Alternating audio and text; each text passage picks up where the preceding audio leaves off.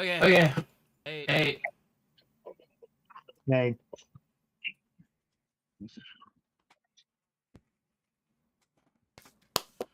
All right. All right. Well, it Says we're live. Okay. Oh, you got it. Okay. There you go. Hello, world. So, So, hey, my YouTube is a family. is what? Your YouTube is what? It's like the volume's up, so it's echoing pretty bad. Oh, gotcha. Hey, Hey, can you move your webcam to the left? Like, just tilt it to the left? Or maybe just turn your computer. Because you're out of frame. I know I'm supposed to be. No, your car is not. Oh, because I have it framed differently. Yep. There you go. Okay, Hey guys, how's it going? I need to move stuff. What's going on? So today I'm working on my car. Like, how many people do we have on here? I Two mean, people. 7. 6, including you. I don't know if I actually counted that number or not. But But thanks for that like, whoever it was. One of them's me. Oh, fine. Okay. Fine. But someone else did, so thank you for that. Yeah, who else wants to say hi on the chat? It does echo. Mine should be off. I have no sound other than the video. It could be my headphones are too loud. Maybe. Maybe. Hey, Busted. Hey, Busted's back. Who's Lumker? Lumker refuses. What are you refusing on? I don't know, but so remember last week? I I just want to start off with this. Remember last week that we basically came across as like don't be a dick, right? So I found something that's worse than being a dick. Don't be a passive aggressive dick. That's about it. Yeah, I agree with that. No, I don't think this. Oh, Daniel, what's up? Did the screen stop? No. Last time it did, but it should be good. It's echoing on Adam's mic. Okay. Sorry guys. I'm using a new audio interface because mine died last week. Yeah, I was using like the audio through. I was using the audio through the camera. Believe it or not. Is that better? Better or worse? Maybe. Maybe not. Oh, now it's not even registering. Well, shoot. Check 1 2. Check 1 2. Check.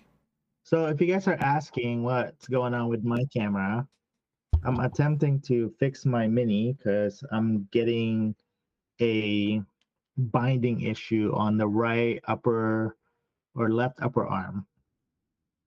So can't have that. So we're trying to fix it, or I'm trying to fix it. Ron, is it a little bit better because I'm just not talking?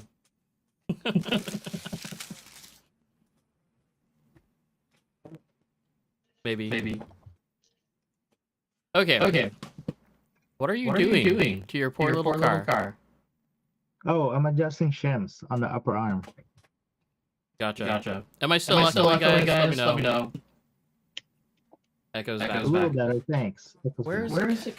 Is your YouTube sound on? Is that what's going on? Like you're live? No, my YouTube sound is on. Let me listen to it. A little better, thanks. Where is it? Is your YouTube sound on? Is that what's going on? Like you're live? Poor car. My sound is on. It's not. Dang, that car actually looks good on camera. Is your YouTube sound on? Is that what's going on? Like you're live? Poor car. My sound is on. It's not. Dang, that car actually looks good on camera. Is your YouTube sound on? Is that what's going on? Dang, that car actually looks.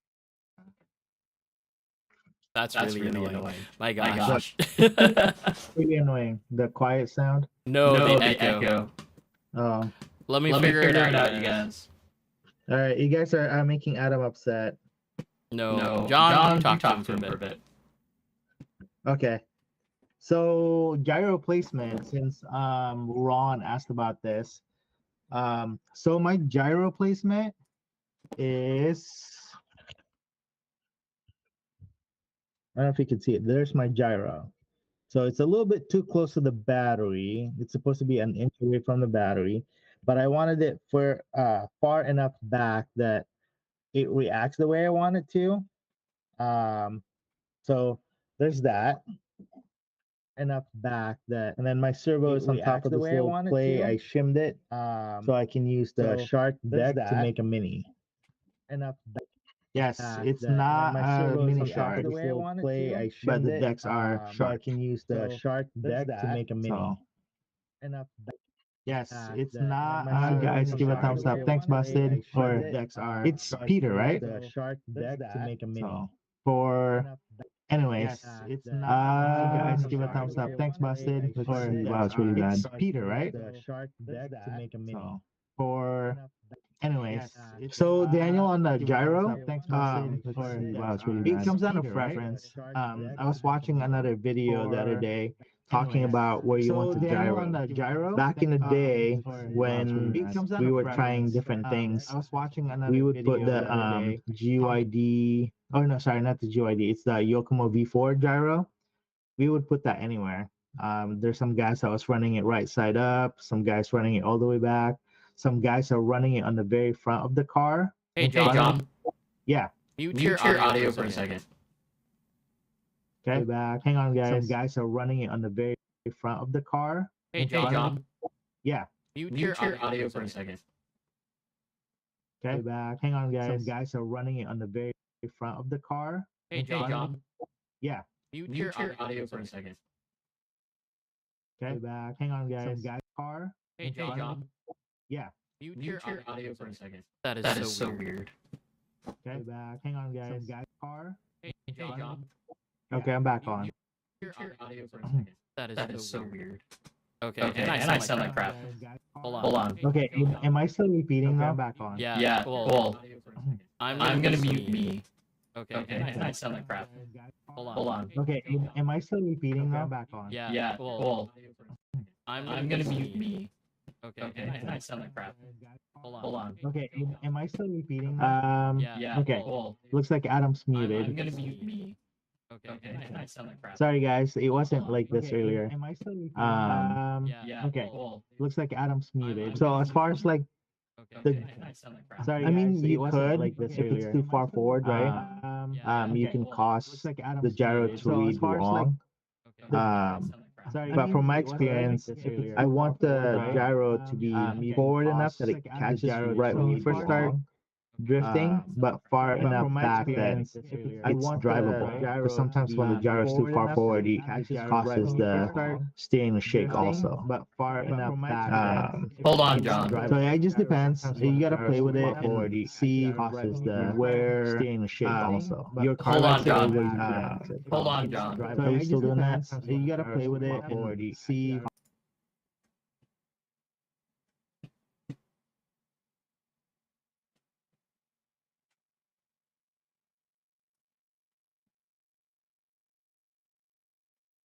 Right. Can you hear me okay? Okay. So I think I figured it out. Maybe.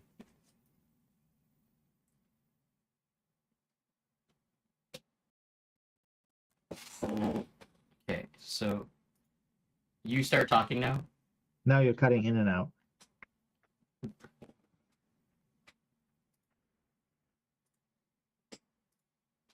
So Daniel, also on the gyro, so I'm running the GYD 550, and it does help with there's like a settings that we can set for dampening.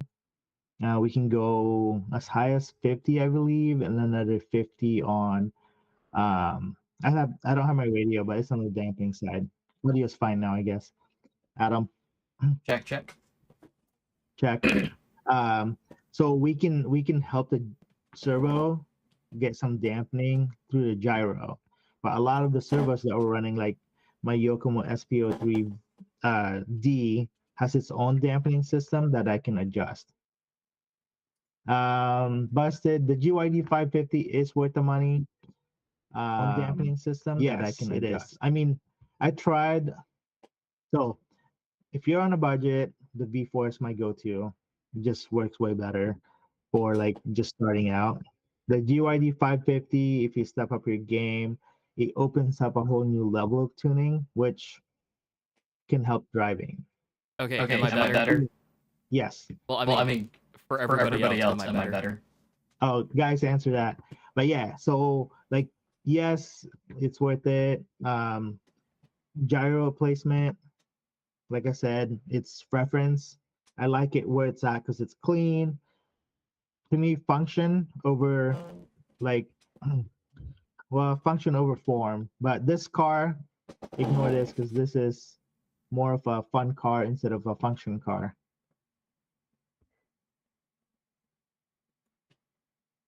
Okay. So hopefully I'm coming in clear without repeating now. But now I'm crackly. Crap. Miranda Turner. Nah, I guess you're still messed up. Am I still crackly? According to Miranda, you are. No worse. Okay. Where is it getting? Well, you can go ahead, John. Okay. So B4 versus G1. I've never played with the G1. I know a couple people that has it. Check one. I hate to be that guy that says buy a certain part to help you drive better.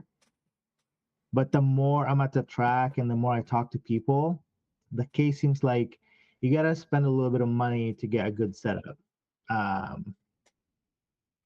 We've proven this with a radio setup, gyro setup, motor ESC combo. So I guess it's a hobby, it's a toy for us. Yeah, no repeating, but echoing, cracking. Oh, Adam. So am I cracking, guys? Like John here? No, I think you're fine. Okay, good. Any other question while we try and sort out this technical difficulties we're having again?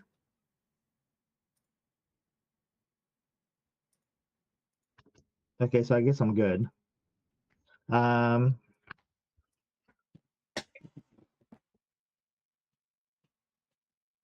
So where'd my driver go? Show and tell. This guy right here is my driver. It's a Tamiya driver that you can't find anymore except for Amazon and eBay. Just a little show and tell. That's where it goes. And then I have this band that goes here.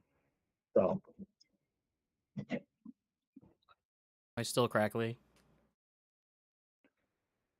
well, they can't hear it. I'm hearing a different one compared to what they're hearing. Check. 1, 2, check. Crackly still? Okay. Maybe a little, but Test. so on this car I'm running a progressive spring for the back. Same with the front. But I am running on my RDX. I am running the stock suspension settings. So Thumbs up if I'm not crackling, or at least a confirmation. oh, it's good now, Adam, according to Ron. So it's because I forgot to turn off the camera audio. Gotcha. Because my audio interface. I'm sorry, guys. All right, trying to go back to the questions that Ron had earlier. What question are we on? Gyro placement. Okay. So yeah, Adam, put your input on the gyro placement. What have you covered? I've been like space. To me, it's preference. You can put it as far back as you want or as far forward as you want, depending on what car and how you like to drive. I like mine to be like clean and functional. So I try to like get them all in this area for this particular car. On my RDX, it's all the way back towards the back. Are you pointing at a car right now? Yeah. Oh, right. Okay. Like, yeah, the Mini. And I'm going back down on the chat so I can see what people are saying. So think of it this way. When we're talking about gyro placement and more so like really simplistic gyro placement, right? More simplistic gyros, right? So not the Futaba GYD 550, but like more along the lines of the Yokomo V4 or the like Futaba GYD 450 or the 470. Or even like just like your cheaper ones that don't have endpoint adjustment or anything like that. It kind of matters because everything is in the idea of like how fast your car is actually rotating. So, I guess we can relate it to how Ackerman works in terms of cars, right? So, that's a bad thing. Pivot points. We'll use it for pivot points. And then volume check, you guys. Is my volume good? Is it too loud? Let me know. But yeah, so let's talk about pivot points, right? So let's say that my elbow is the front end of the chassis, and then like my wrist, because you can't see my hand, is going to be the tail end. So typically, like let's say like the center of gravity or the center of rotation is going to be right here, which is fine. You can put it there. You can put it there wherever you like. It's fine, right? And just like John said, you can put it anywhere and you can still be okay, right? So again, going back to it, try everything. But think of it this way. So right here, like if we place the gyro right here, like near the forefront, right behind the servo, behind the front, behind the servo, the amount of inertia or the amount of gyro like displacement, I guess we could say, is going to be far less than if we have it back here, right? So little movement up here, lots of movement back here, right? So just like your servo arm, I could have totally used the servo arm as the demonstration. So say if you are having like maybe gyro wobbles, or like if it's responding too quickly for you, you can move the gyro up front to be a little bit less aggressive. Whereas if you want a little bit more stability, I think that's backwards. So if you want a little bit more control, put it towards the front because the gyro interaction is going to be less. If you want more stability, then you can put it back further because the amount of leverage or the amount of like the gyro displacement or what the gyro has to do is going to be more. So the gyro is going to like actively do that more. Now there is a video about gyro placement. I kind of sparse through it, but I didn't really well, it's not that I understood, but he was talking more about like how every single gyro has an accelerometer in it, so it doesn't matter. I think that's what it is. Hey, Jujus, who are you, or do we know you? Did that answer your question, or at least I hope that gave a better like insight as far as the question goes? Let us know. Let me know. I do know that, like, as far as GYD 550 and the V4s, though, you do want to make sure that they're actually on the bottom deck. Or at least that's the best placement for them.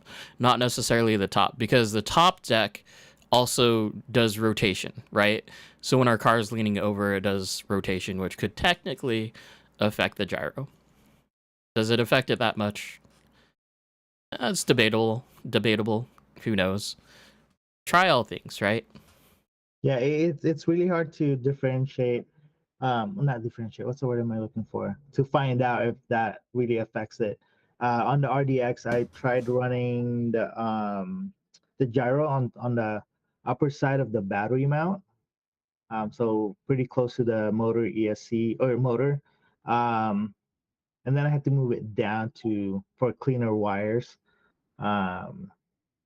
But yeah, I don't remember it being affected too much being on the upper deck. I could be wrong. I don't think like it's a lot, but it's Justin with the E30. Yeah. So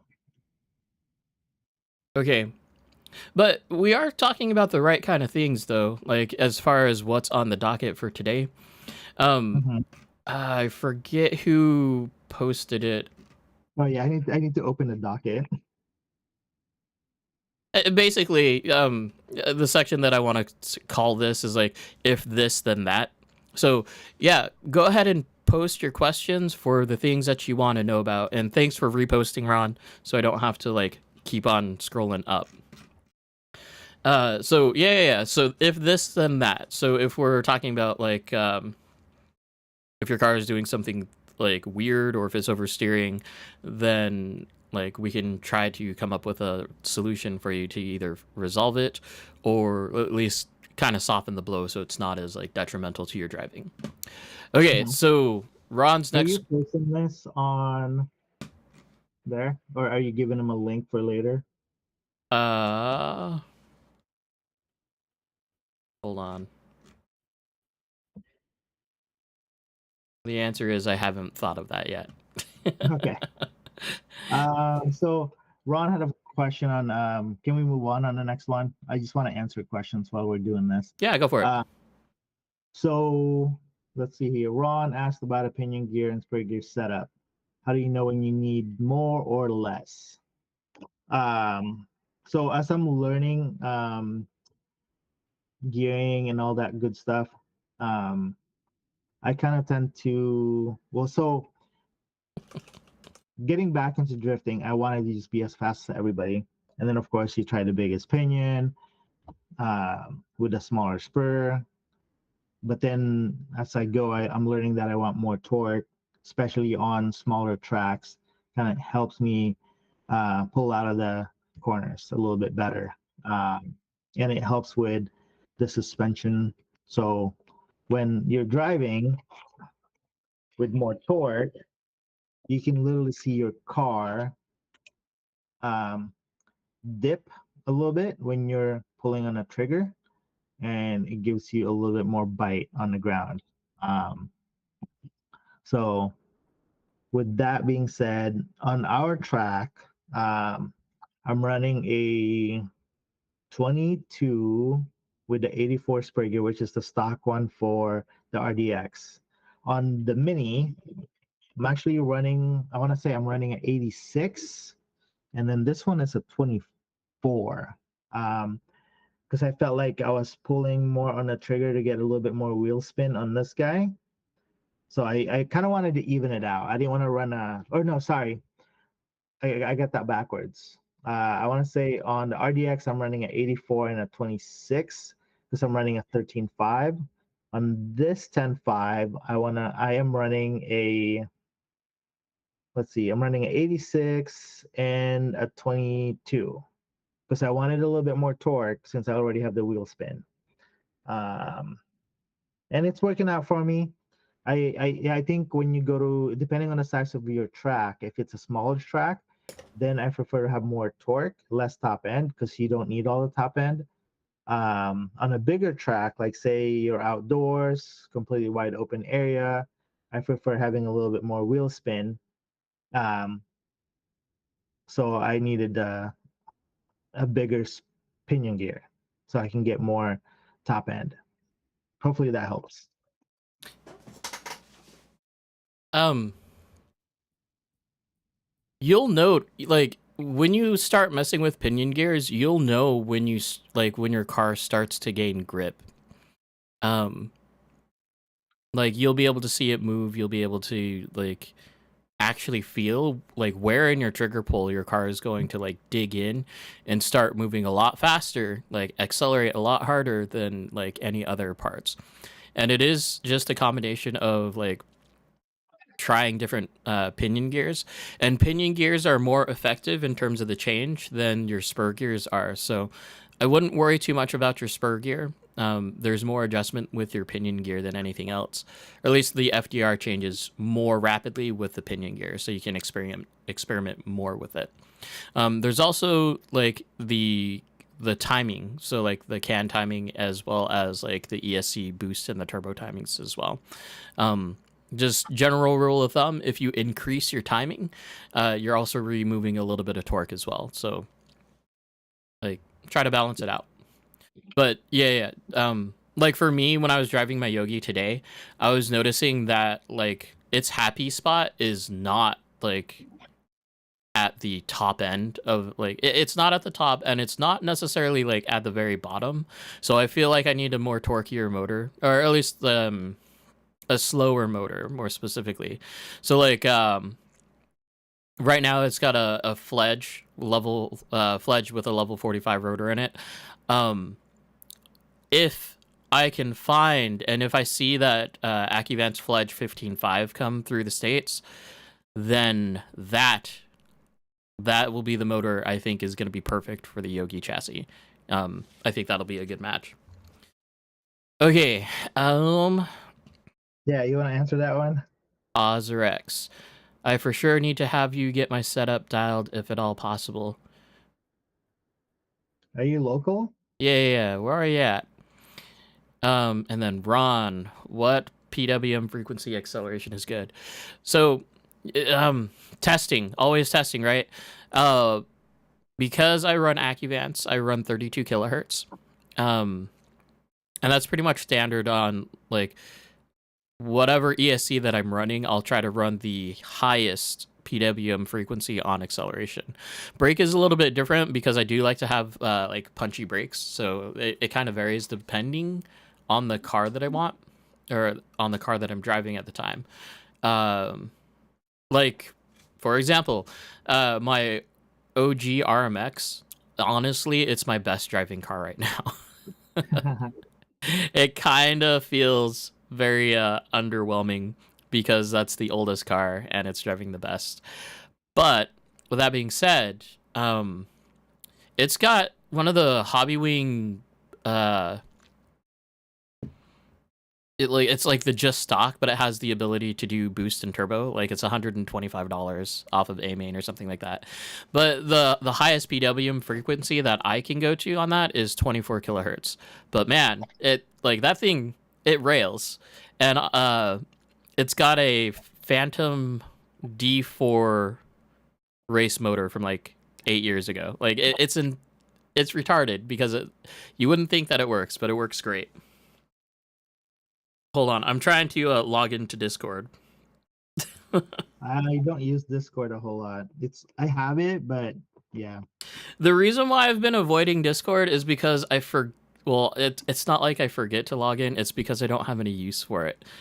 So I don't know. Maybe this will change. Okay, never mind. Okay, so Ozrex. Track today. You worked on my setup before. I have the red Toyota Altaza with pink and highlighter yellow wheels. I got that one from the dude that used to go to Super G.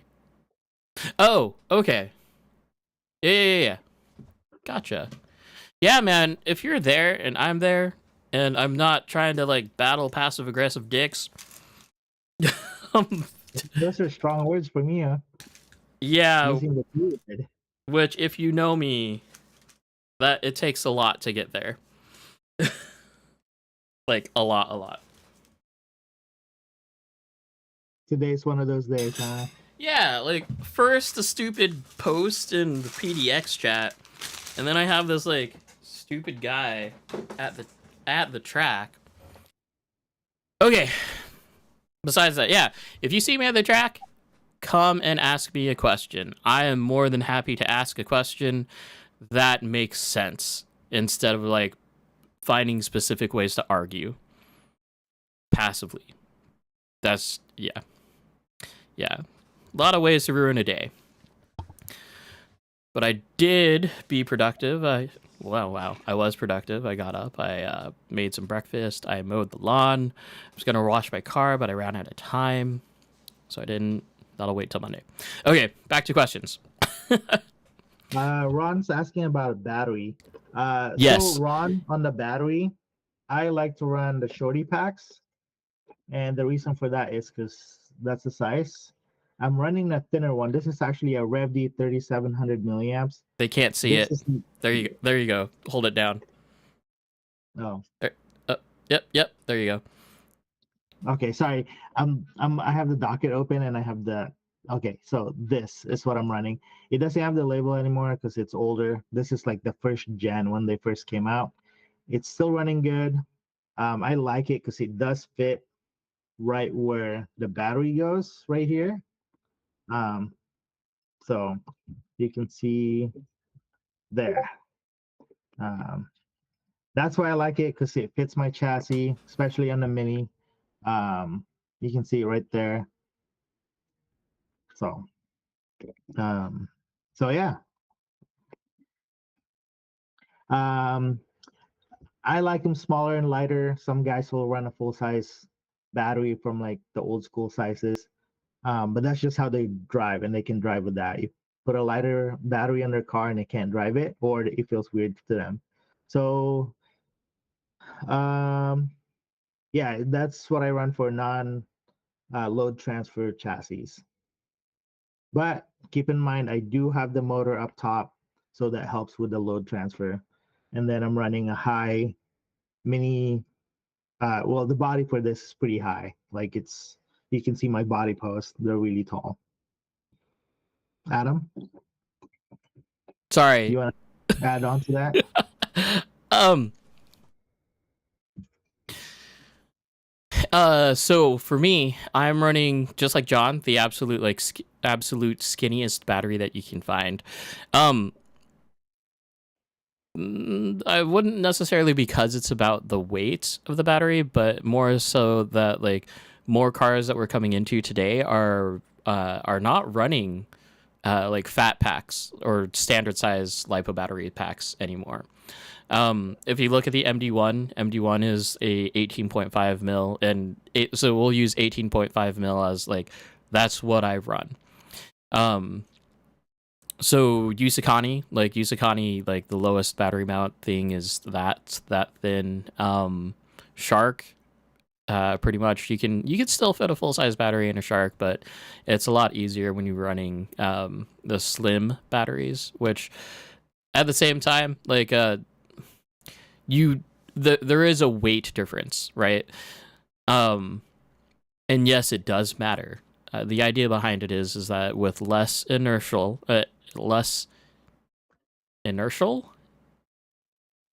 Yeah, close inertia, enough. inertial force, right? Right, like with less stored energy, the car is going to react a little bit better to your throttle inputs, right? To your throttle and your steering.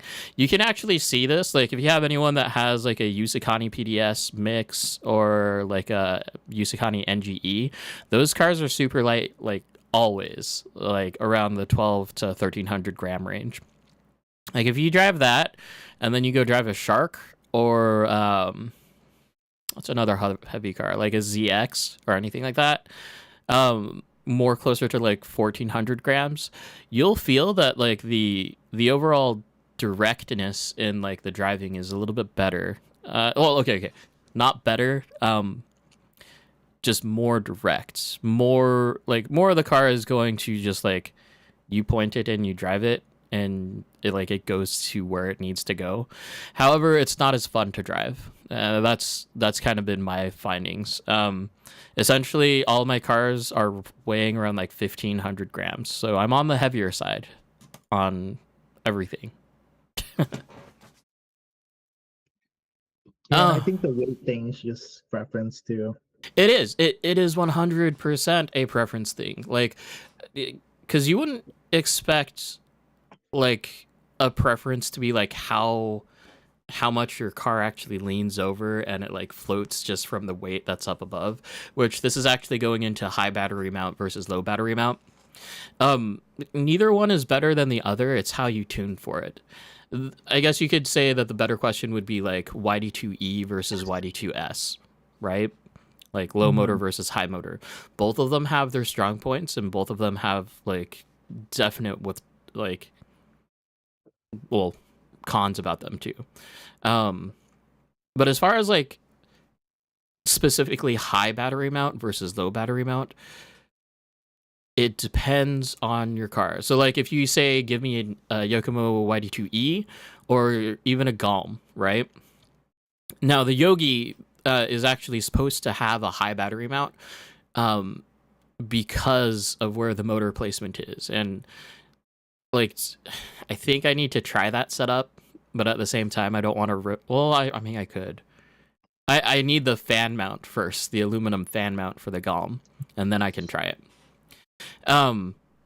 But like the stock GOM needs that additional weight up high to be able to like throw it into the corner and be something fun to drive. It is like my Yogi is a weapon, and I'm using GOM and Yogi like interchangeably because the Yogi is just a GOM with like a Rhino front end. More specifically, if Rob ever watches this, I asked him why it's called a Yogi, and he just said that it's a secret, so I'll never know. That's too funny. Of course, it's a secret. Mm-hmm. Now, take into consideration that some cars are actually designed, or at least have now been designed or redesigned to have like high battery, right? RER, that's a great example. And if you pay attention to the Super G, like those streams that they're doing, or those the competition in Vegas for King of the Streets,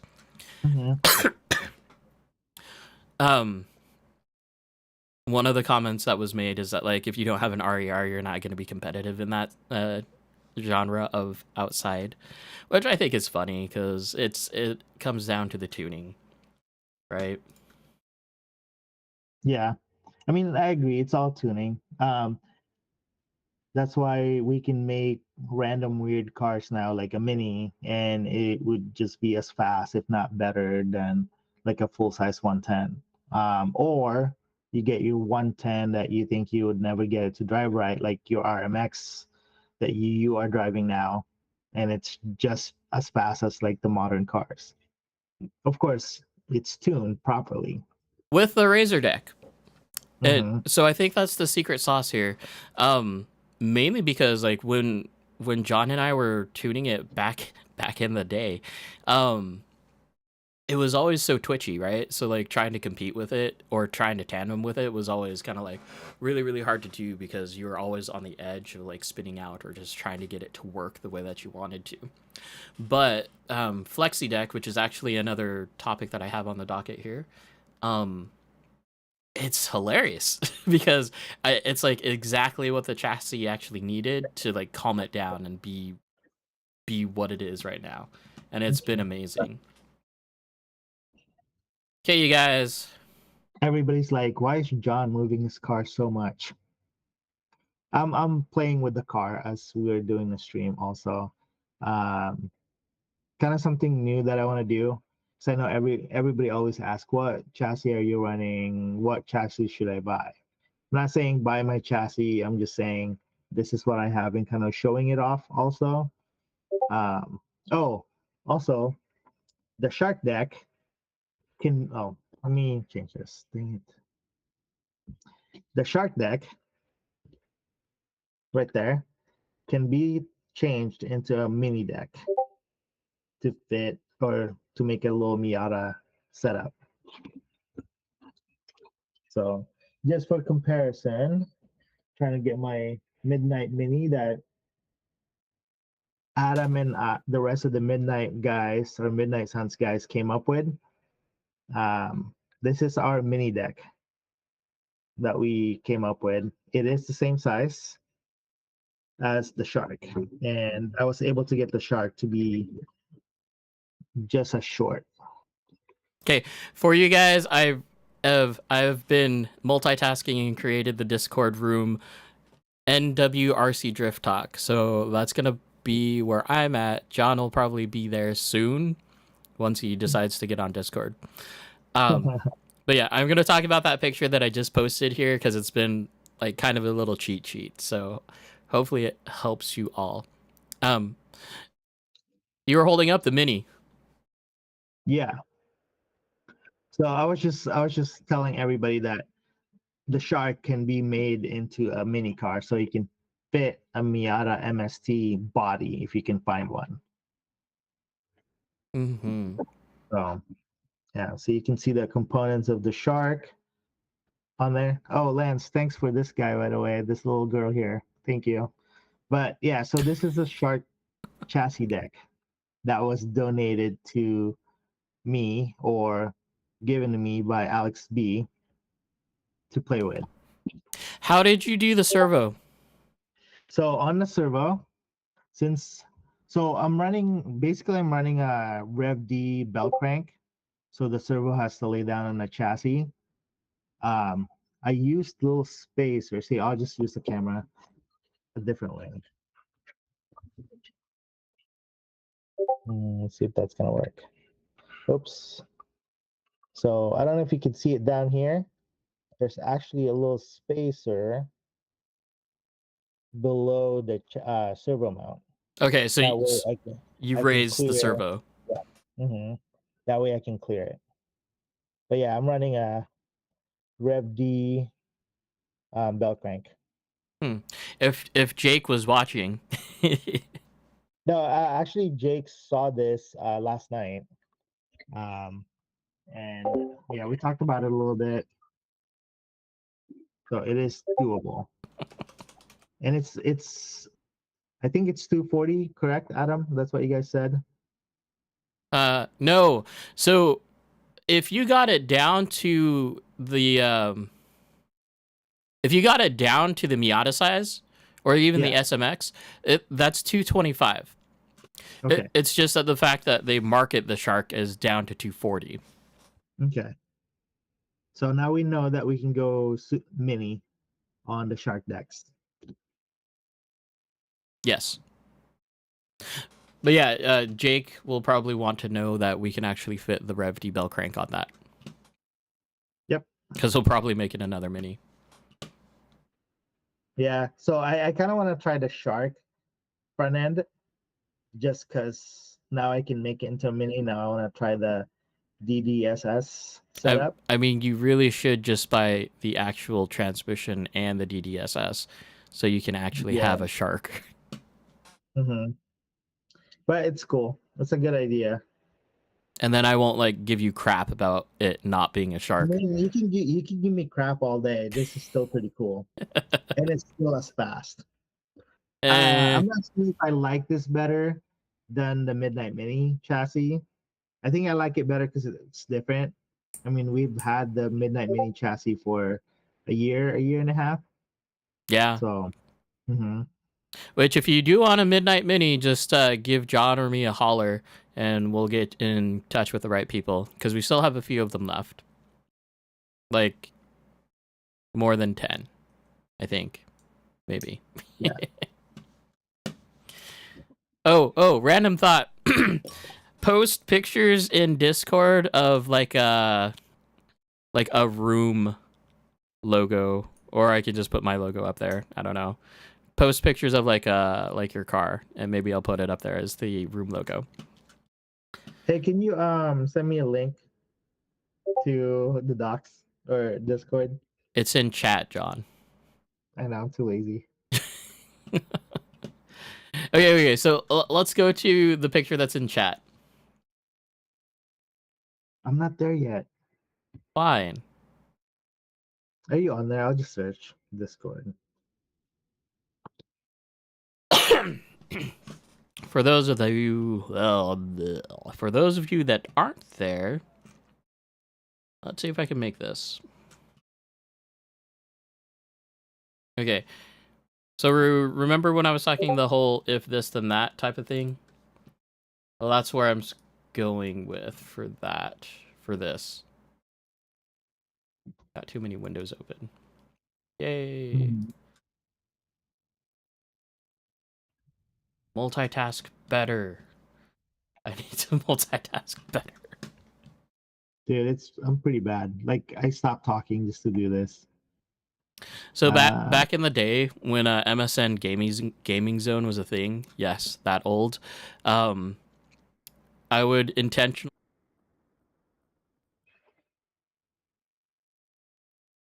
Oh, that's YouTube. What the heck?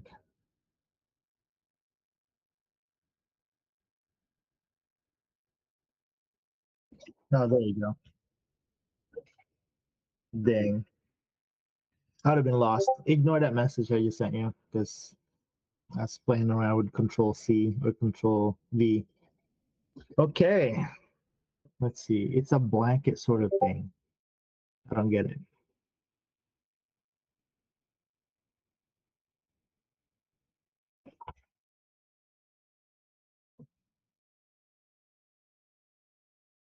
Maybe.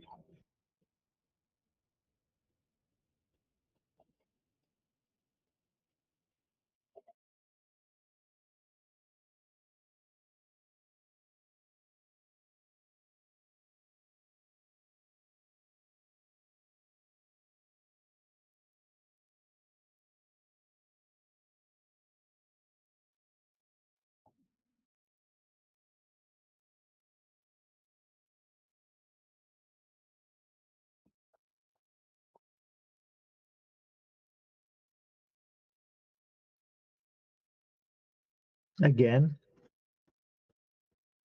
we have a lot of technical difficulties lately.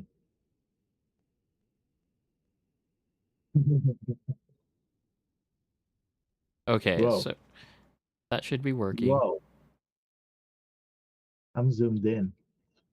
Is someone in the Discord chat like verbally? Maybe.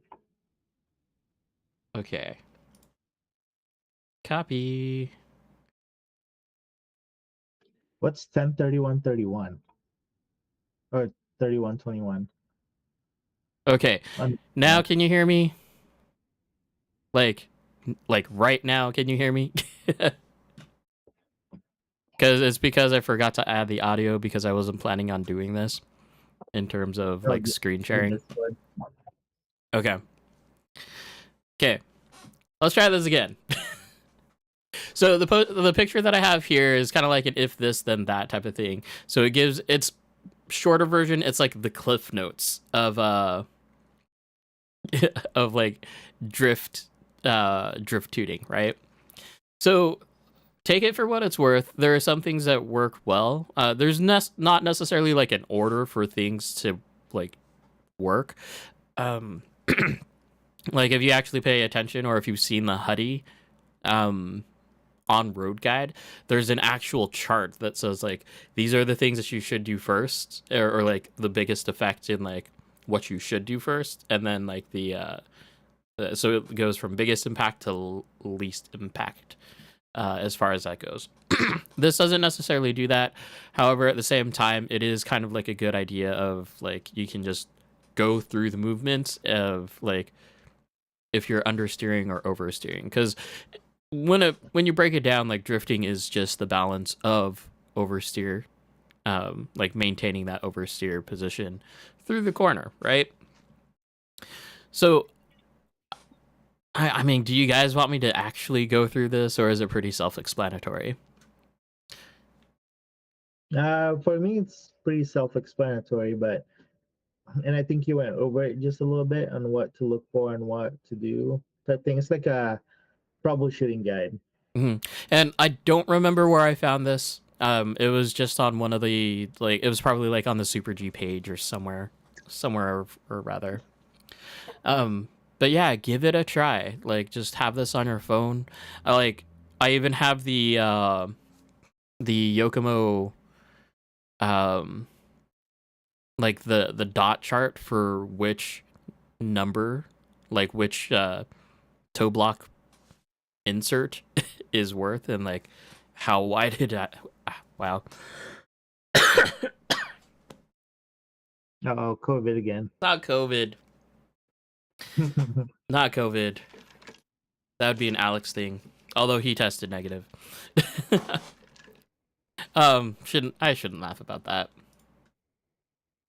But he's out, so that's good. What?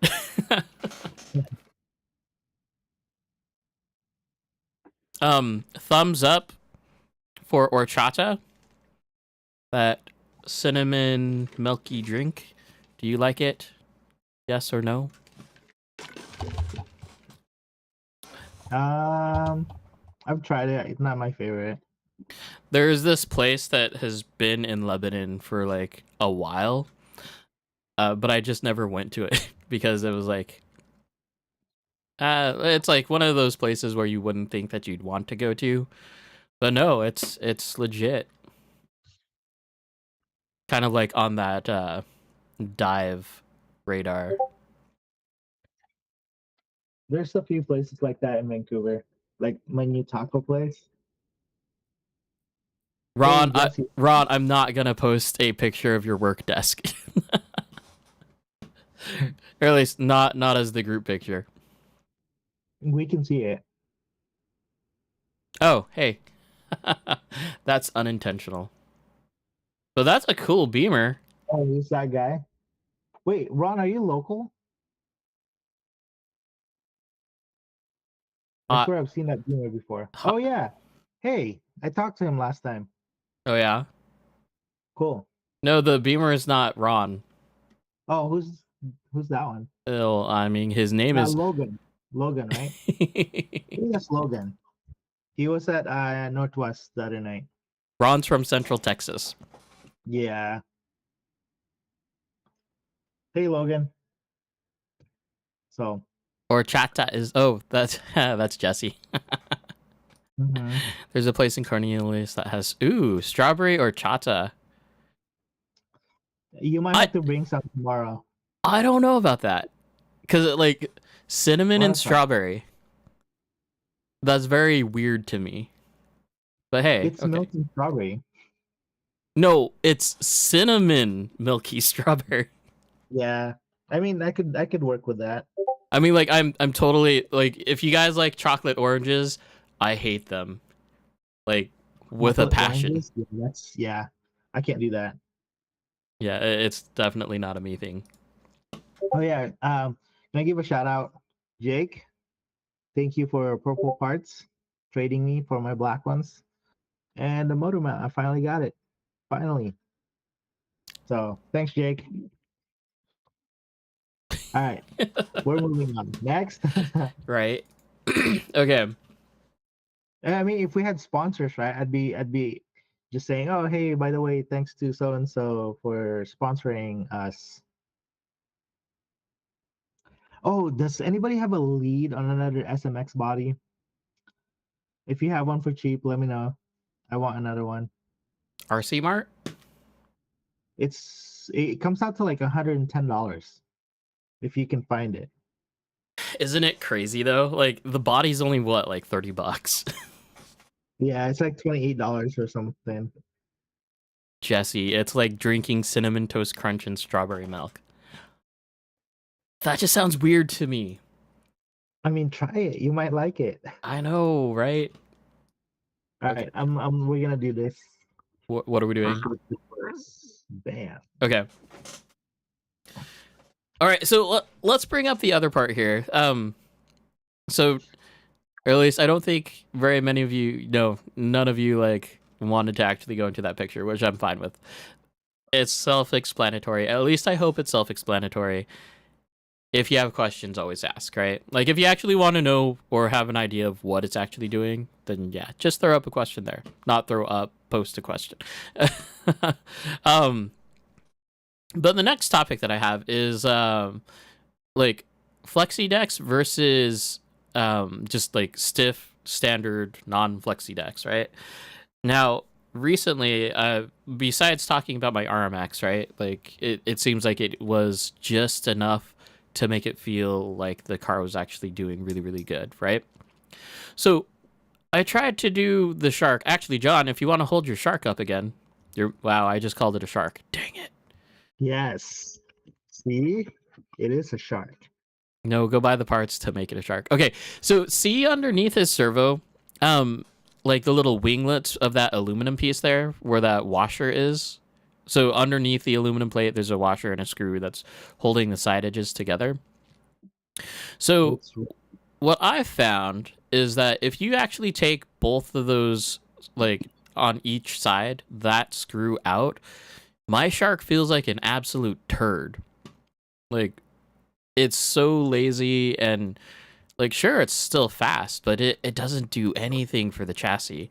Now, we have Lance and Jake both of them got Megalodon conversion decks from Razer, and as far as it goes, those are flexi decks, right? And not just like the amount of flex that I'm getting, and we're talking about torsional flex, right?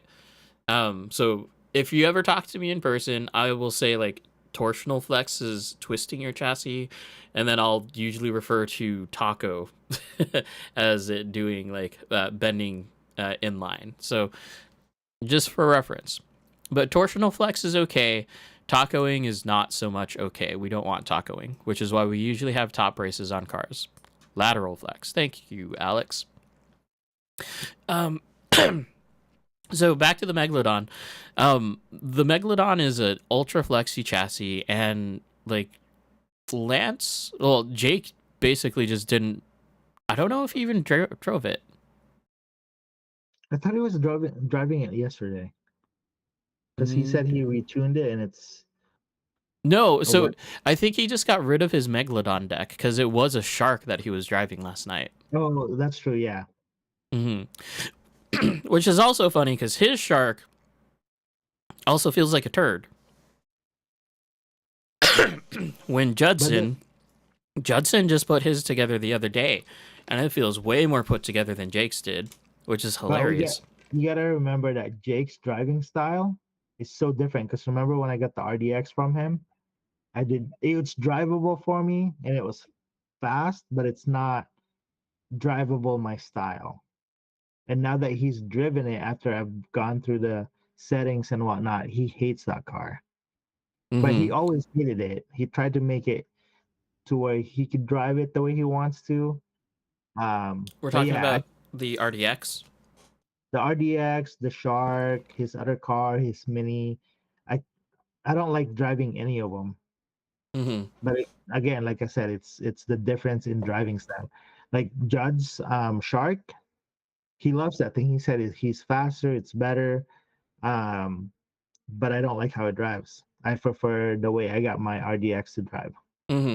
So the question right now is, what benefits do you get from flex decks? It's quote unquote or air quotes traction, right? Because everything comes down to how you tune it. So what I'm getting at with my shark here is that like when I just took those two screws out, yes, I still had massive amounts of traction, but at the same time, my car wouldn't transition worth anything. Like, it wasn't snappy. It lost all of its ability to like drive and be a fun car to drive. When I put those screws back in, it was like magic. Like back to stiff chassis, back to like immediate snap transitions, and just like being a ripper of a car. So yes, flexi decks are kind of like the new hot fad lately. That's what the ZX is. RF Spec just released a flex deck chassis for the MD1, which is cool because now alongside of the the new aluminum uppers that you can get for the MD1, you can also get a third party flex deck for that. Razer makes all sorts of flex decks for like almost any chassis. So OG RMX, YD2. Yes, for me right now, everything is a flex deck eye roll type of thing.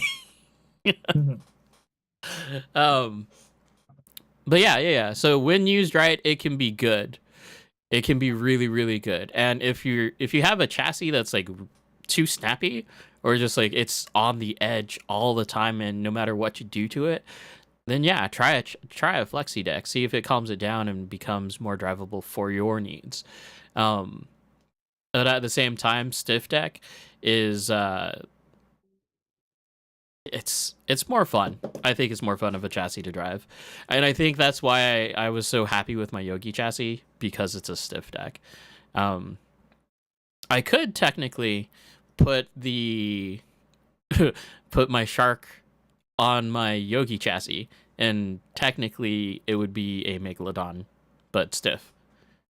So yeah.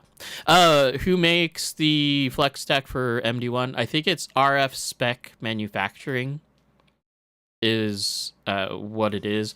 He's on YouTube. Like if you go hop on one of the MD1 pages, you'll see like a he's the guy that did the forged carbon top deck, like the cover, as well as the rear body mount, like the cool, good rear body mount for it.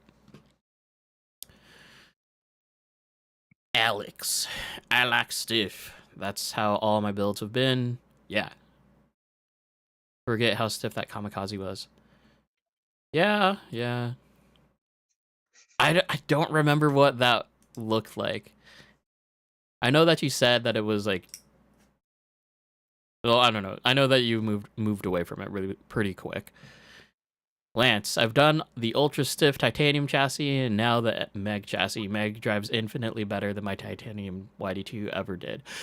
I mean, I think that has like advancements in transmission or the way that transmission like works, right? Combined with that flex chassis. So again, comes down to tuning, right? Although the titanium chassis was a little bit overkill, if you ask me, in terms of the stiffness.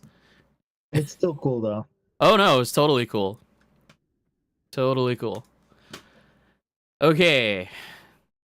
Oh, just a reminder. Apparently, wow, I'm not even gonna go there.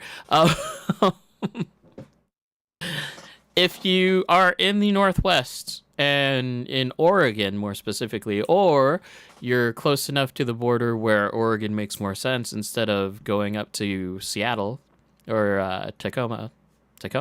No, wherever they have RSCFC up there. Our first competition series for the Super G Championship is on May 7th. It'll be hosted at Northwest Hobbies in Albany, and pretty much typical times still apply. So we're going to go pretty much doors open at 11, and then we'll do qualifying in the morning, and then tandem battles like starting later during the day. Yeah. If you Are we doing random brackets or we're actually doing qualifying? We're actually doing qualifiers. Like we need to do those right. Okay. Yes, I I know that I brought up random brackets the other night, but no, we need to do those right. I mean, if anything, it'll prep people that are going down for that type of setup as much as we can be, right? Yep. Registration is free, so if you do want a chance to actually go and compete, you have to register. And this is for any of you that are planning on like doing a Super G series. If you plan on it, do register before that first competition. And I know that a lot of first competitions have already happened, so I'm hoping that you're already there. I'm hoping that you're in it. Just because if you do really, really well, or at least if you participate in half of at least half of the competition series, then you can still qualify to actually go and compete down in California. It's just like the room and board won't be paid for. That's it. Okay. Jesse, we need to get your car tuned. So one of these days, we need to get you a full set of big bores, or at least a full set of matching shocks. That'll be more key than what we got on your car right now. Washington has started their second in their series. Yeah, and California, like any of the Super G, I think they've already passed their second series. Yeah, but I think some of those states, their series is a little bit more spread out. It is. If I'm not mistaken, our series is back to back every month. No, so those guys, like, they're having the back-to-back month competitions and potentially even more. Well, I also made a little bit of observation. Mm-hmm. You get to know. So the Midnight Mini chassis and the Shark chassis decks, the carbon fiber, I believe, is the same manufacturer. I don't know if you guys could see that. That doesn't mean anything, John. I'm just saying. I mean, come on. Like, I mean, even the cheaperness is like similar. well, no, but like 3K12 carbon fiber with beveled edges, you can have that CNC'd anywhere. I don't. I'm just saying our like the decks themselves or the carbon fiber itself is, I believe they're pretty close, or it's the same manufacturer. I didn't say our decks and the shark deck is the same machinist or whatever. I just a little observation. The carbon There's fiber is what you're saying. yeah. Okay. Yep. They're the same. Just saying. All right, next. Awkward silence. Yeah, I know. Yeah, if you miss a comp, you miss points for that. Y'all do anything on tires between rounds and comps? For example, use a Scotch-Brite pad. Technically, the way that we should be running comps is that once you're down on the ground for qualifying, you stay there. As far as the competition part, as tandems go, once your car is on the track, you don't touch your car. Mm-hmm. But that's how it's been done before in the past when we were going up north for competition. mm-hmm. Once your car is on the track, you can't touch it unless you're replacing a battery, and you have to replace the battery on track. So you can't take your car to your pit area to change the battery. You have to do it all right there on the track. And it has That to way be re-teched and all that sort of stuff. Yep. Like as far as Scotch-Brite pads go, they're great if you have like wax. Wow, that sounded weird. If you have wax on your surface and it like builds up into your tires, I could imagine that there's some sort of rule for local tracks where like you can clean your tires. I don't know. Just depends on the rules that you have. Which, let's say, not let's say, every region that you go to or every single competition that you go to is gonna have different rules. Because we can't match them 100%, right? It just doesn't work out. Like up there, RCFC might have, I think they're using 2 judges. Well, at least that's how they used to do it. We're going to have 3, right? And we're going to have 3 consistent judges, hopefully. Which that's you, John, by the way. Yep. And then our other 2 judges, like, actually drift in real life. It's going to be one of those things. Hey, I drift in real life. Thank you. Actually drift in real life. Okay. But yeah, like, yeah. Always. There's always a few guys that tries to be slick and they change tires. We actually had a guy change a complete chassis and body thinking that we wouldn't notice, and then made up excuses about, oh, my other car's broken, blah blah blah, this and that. But yeah.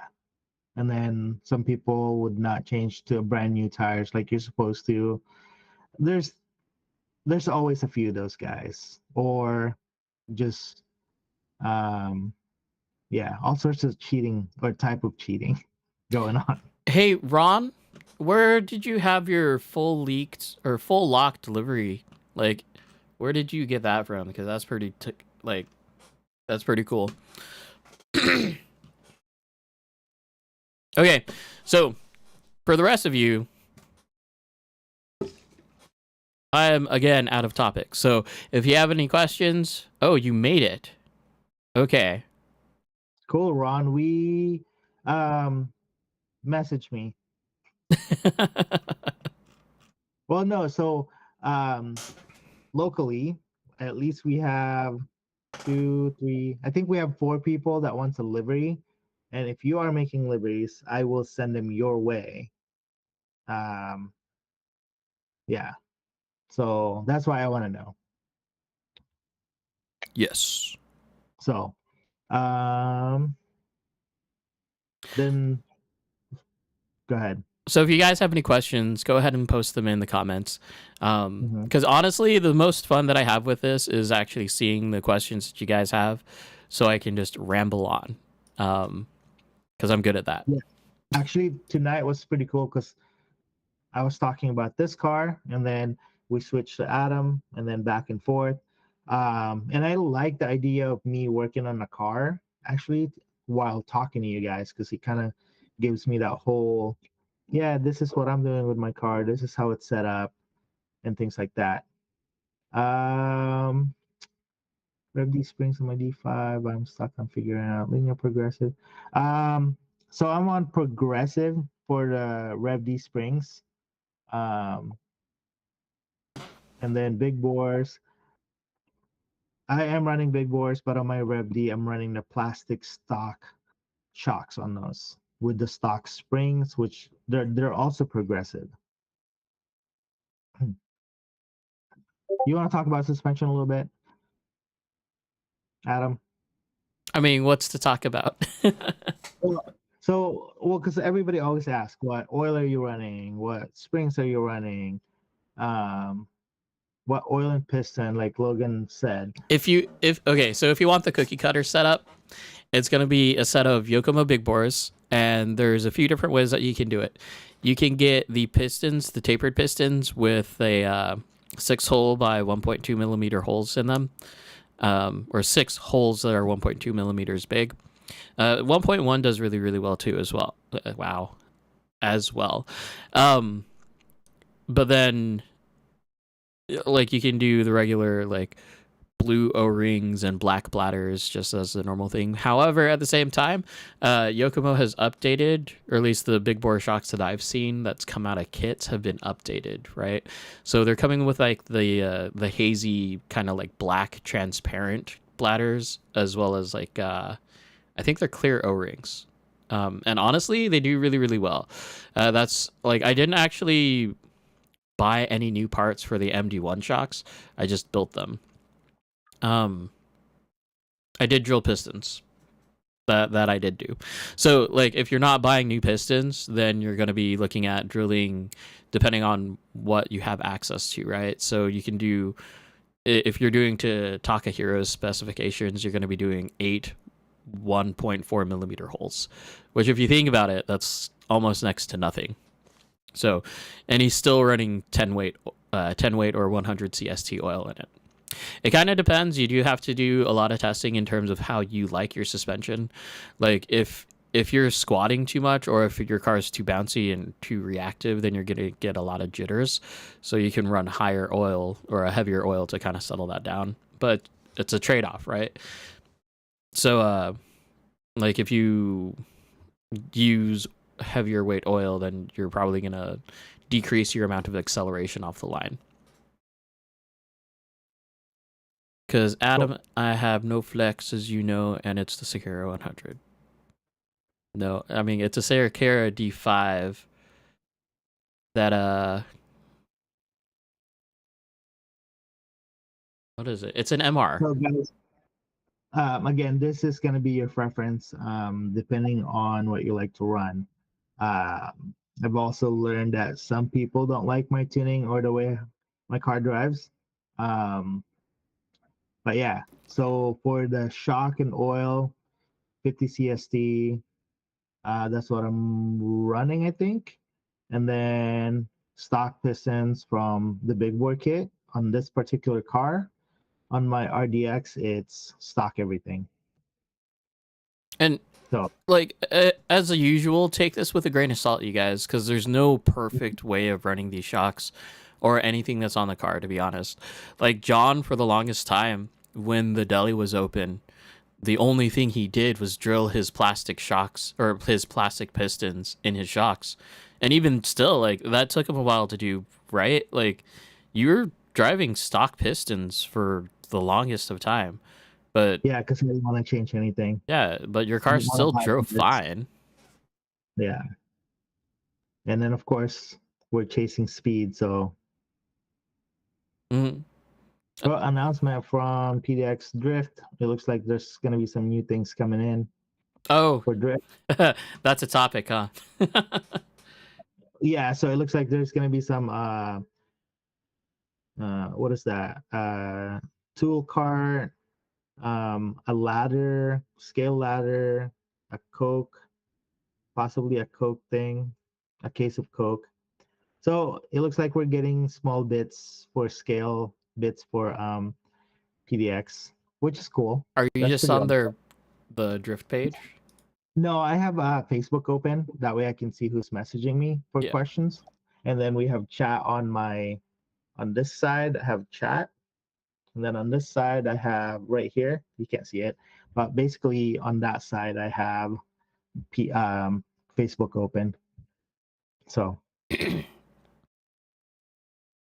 It's so uh, random. Like, well, I mean, like if you look at my stuff, it's like I oh, have the big screen. sorry, not your setup. Like Mm. just the ladder, a case of Oh Coke, yeah, I and think it's a cart. just scale things, right? Like, Right. Right. Right. yeah, I mean, it's still cool. Still so random. Um, I mean, okay, but back to it though. Like changes that have happened at PDX. So yesterday was a Friday night, drift till just midnight, on right?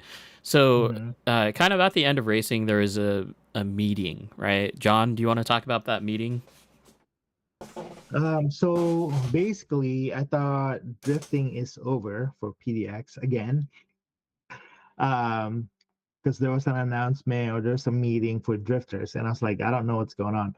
But I think there was also a meeting for the racers prior to drifting. Probably so. Anyway, basically what happened was, um, basically we're occupying a building, or we're PDX is renting a building from some or a space in a building. But the landlord have made a mistake or decided that they were going to rent out the half where the drift track is on to a different group. That group is alternative.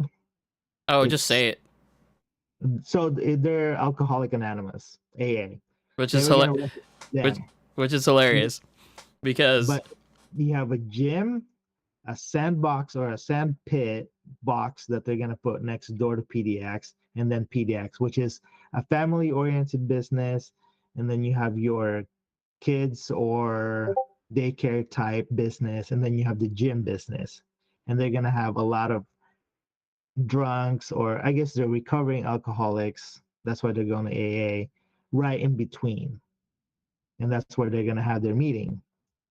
So what happened is the owner for PDX talked to the owner of the building and made some sort of agreement that they're getting, we're at least going to be there for a longer amount of time, but the PDX owner has to match whatever the rent was for the AA guys to make it work.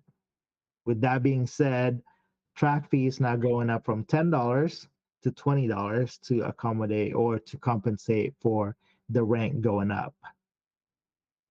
there was So also yeah, mention there was also mention of a new air conditioner too, because right yeah. now, So we are getting an upgrade for the summer. So if it gets really, really hot, PDX is probably going to be a good spot to hang out at and drift cars, because they're going to have that AC at least all the way down to 72 degrees inside that building. Maybe mhm, colder if it's really hot outside. which I mean, Um, if you've been there for a drift till midnight, it's already really really warm in there. mhm. And then also, according to the owner, he is going to provide more scale accessories, track changes. There's a shirt design being made for PDX Underground Drift.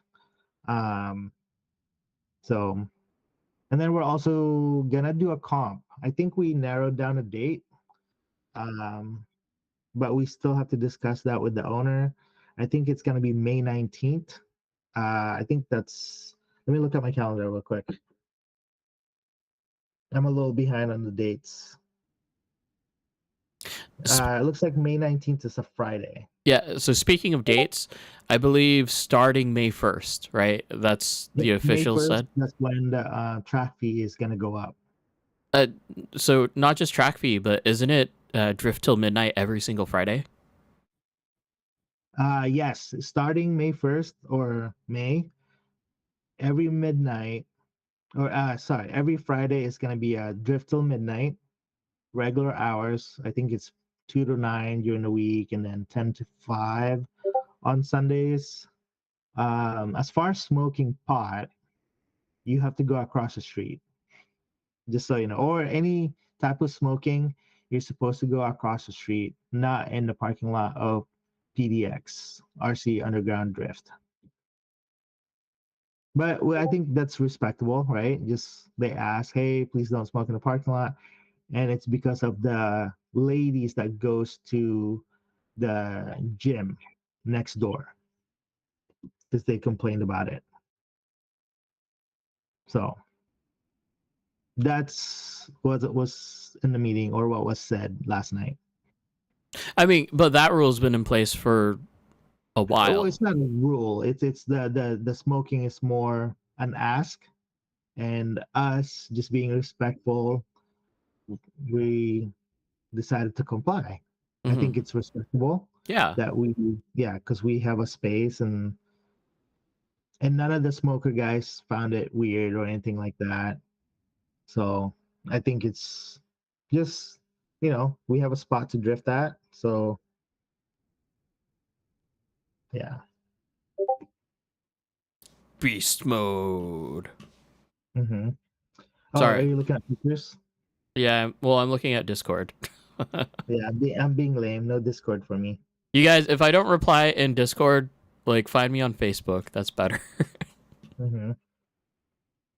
Like honestly, I'll respond to Facebook like no other. Oh, I do want to say sorry to the guys that wanted me to help with their cars. I was helping like four other guys all at the same time at one point last night. We got those new guys with their MST and RDS, which they were like, "Oh, thanks for making or telling us to change our tires and drive a certain way," because they improved like within the 10 minutes that they were driving. So yeah. Alex. Alex is harsh. Yeah, We gotta protect them chillins. Mm-hmm. Let's see. Anything else that's happening with PDX? I would like to do some sort of like festival or Matsuri. Dude, okay, Marcus brought up Final Bout, and I want to do that. Just RC scale. It sounds fun. I think we could team up and like battle, and then we can do the tandem battles Mm-hmm. and then car shows. So that's what I was talking about, right? Like with the group I on PDX chat. I was asking people what they thought about, having that festival, having some sort of car show. So bring your car all wire tucked and fancy looking, painted body, or we can do like a weird body versus like, things like that, like car show status. Mm-hmm. And then you can do like vendors, tents, whatever, just to make it look all scale. Then we could do tandem battles or, just twin tandems, best style, things like that. Right. So Final Bout, right? Correct me if I'm wrong, because I only heard this from Marcus. So, hey Sam, Final Bout is a compilation of 3 different competitions, right? So we've got your car show aspect of it. We've got team tandems, so like a group of 3 drivers, right? Mhm. And then you've got individual tandem battles, which is one of the representatives from the team that you're a part of, right? Mm-hmm. That sounds Yeah. great because, with the exception of one rule that I brought up like last week, in the idea that like veteran drivers cannot be on the same team. Like John and I cannot be on the same team. We would have to go find different people that have never been in a competition before. But wait, so that's cool, right? Like, because then we're bringing somebody that's like basically we can do veteran or like we can do um veteran. Oh, this is hard. Anyways, we can do veterans, noob, and like kind of mid level, right? We can do Mhm. that. Um, and then you have that team captain to select whatever. And then, but for twin tandem, I think we can do it 2 cars, twin tandem, or we can do throttle and steering guy, like we did at. I think we could do it that way to make it more of a team effort. Do you want that to be a car that the team has to put together, like they have a specified car that they do that with, or do you want just like one car for everybody? That's a great question. I prefer it to be something that the team puts together. So like one guy could, well, like how we did it, we had two remotes. Right, right. But we did that with like a whole bunch of different people, right? Yeah. So do you? I think we should do. I think we should do. We can do that's just for fun, just to add on there. We could do that as one card that someone provided. Because I'm assuming you're gonna like just bring two remotes and have one card that's ready to go. Right. For Mm-hmm. so that would be one provided car, right? Yeah. Mm-hmm. Now, okay, random thought for you guys.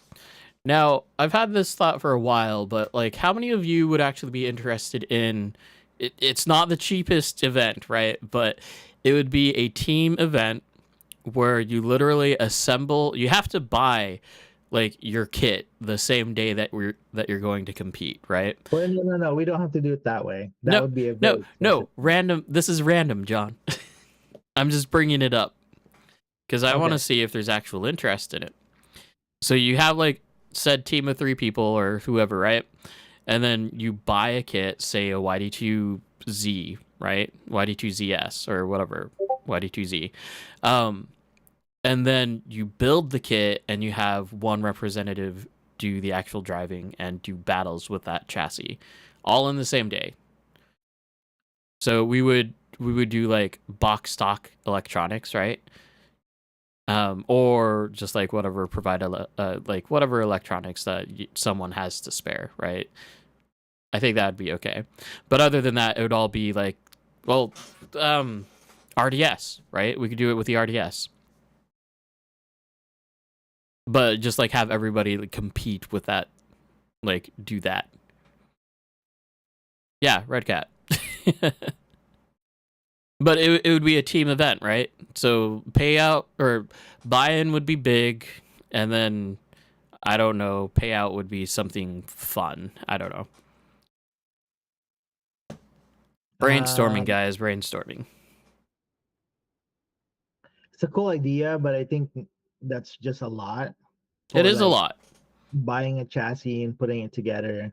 I think it's better if we use what we already have until we progress to that level. Right.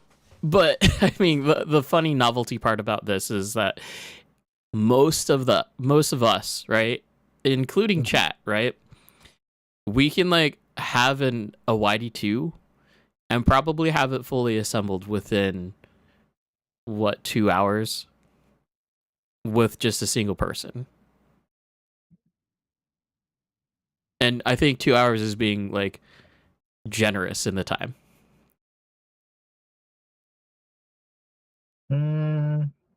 Yeah, I mean, if you're doing it that way, it'd be cool, right? If we have infinite time. Mm-hmm. But I think we're off topic a little bit. I think we're not off topic. Well, I mean, like I think your final about idea of the three people teams is pretty cool. The twin tandem competition, that's pretty cool. And then your single tandems or single or representative battles would be sick. That's just what Final Bout is, right? Yeah, that's what I'm saying. I think that would be that we should start with that. And then as far as like the building the cars and compete with it, that's completely separate. That's a totally random idea. Oh, I don't know how I feel about that, to be honest. You're just cheap. Well, I mean, I gotta buy other toys. So yeah, you're just cheap. I mean, honestly, if it was a competition of that stature, like that big buy-in, then there would also have to be an equal prize pot for something like that. Yeah, it would have to be a big payout. No, not a D5.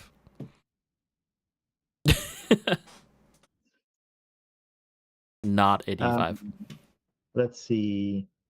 Yeah, so final bout's a good idea. I think we should put that in the books. And Pot is all the chassis. You walk yeah, out of that dude. competition with 6 RDSs. Jeez. Okay, I will say this: the RDS, I want to give it another chance, but I want to be the one to build it. Hmm. With my electronics of choosing that I can afford. Because I feel like the potential's there.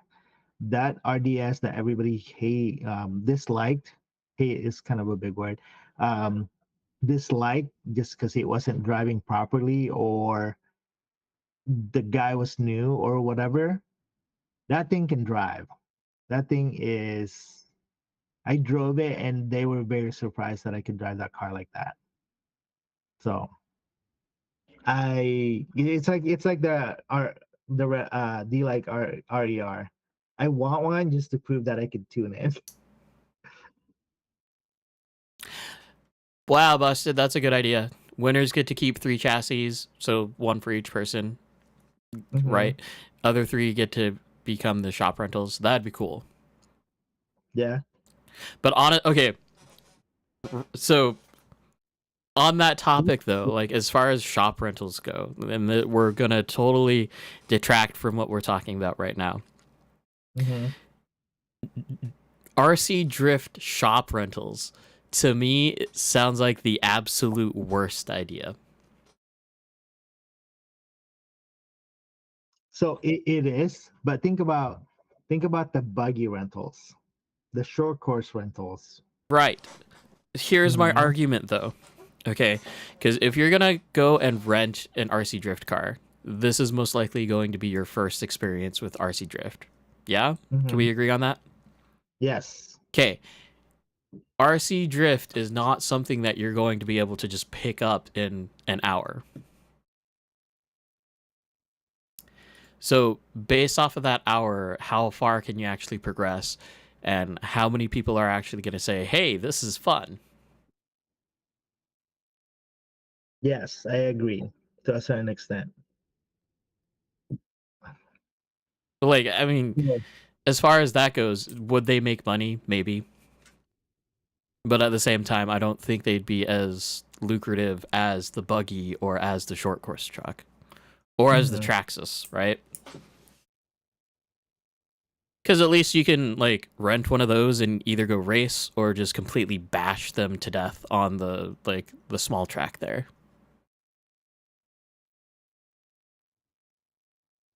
Let's Yeah, see. They could I'm with be you'd bag tag league. That'd be hard to explain. Yeah, I don't know what bag tag league would be. So in Discord, throw it in Discord. For the aspect for fun, had a idea once. Everyone puts in a number in a hat, then everyone picks a number, and they drift that number car. So that one could potentially be awesome and dangerous at the same time. Not dangerous for like just in general, but dangerous to your car's health. yes. So Um, and then for Jesse or Gringo Car Wash, um, it's okay to experience, but they need to stay on the beginner track. So remember a few episodes ago or a few streams ago, I said something about having like graduate if you like graduating. if you have to graduate from the figure eight track to the big track. Um, if I were to actually enforce that rule, half of the people that's driving on the big track wouldn't be on the big track. Yep. And that seems unfair if you're paying $10. 20 Um, $20. I guess it'll be 20. So it seems unfair. But I mean, either way, it's going to be unfair, right? Because if you have a bunch of beginners on the track, like last night when there's a lot of people, you could barely drive and you paid $20. Or you're driving and you're getting hit by the new guys. So I think what needs to happen is there needs to be a drive time, like how they do on practice or like race practices. You get up there for 5 minutes and then you come down. You get up there, I think it's 5 or 10 minutes. I think that is gonna happen if there's a lot of people, and then eventually we're gonna have to make it that we pick and choose on who's on group A or group B. So